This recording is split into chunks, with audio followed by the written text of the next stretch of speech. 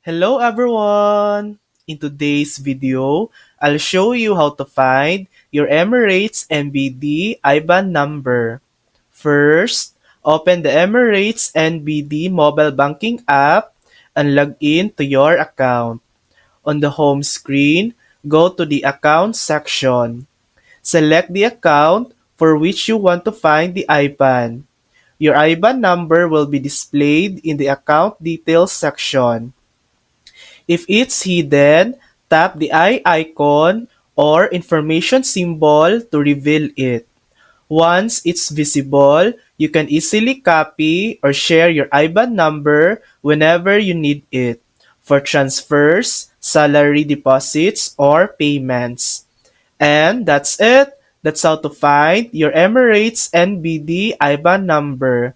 Thanks for watching! If this video helped you, please like and subscribe for more helpful tutorials.